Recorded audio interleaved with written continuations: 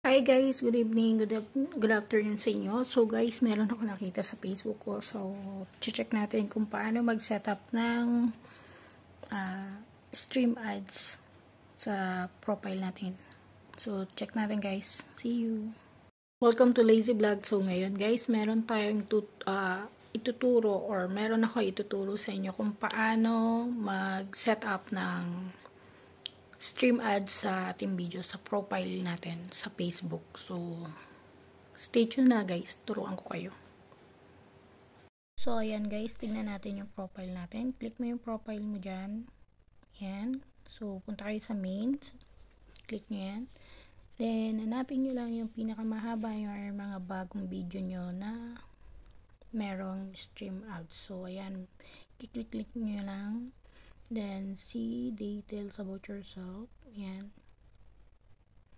So, may settings dyan. Click mo yung settings, guys. Ayan, kasi naka-on na siya automatic. Pag bagong video, naka-on na siya automatic. Pero pag yung mga luma natin, katulad ng dati natin na-upload, ayan guys, wala pa siya. So, kailangan mo silang i-set up or i-click yung settings para ma-on yung stream ads natin sa Facebook.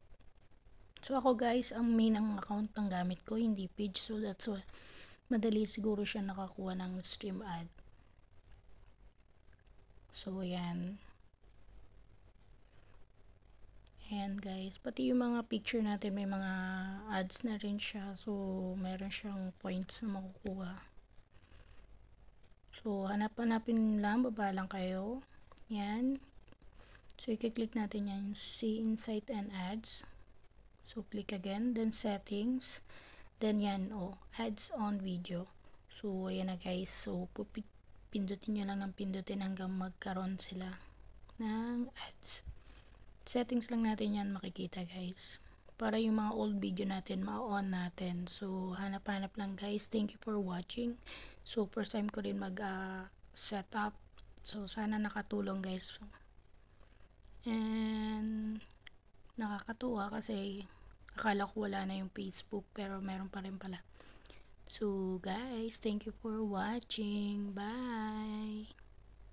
Don't forget to subscribe guys. Lee Ochoa or Lazily Vlog. Thank you.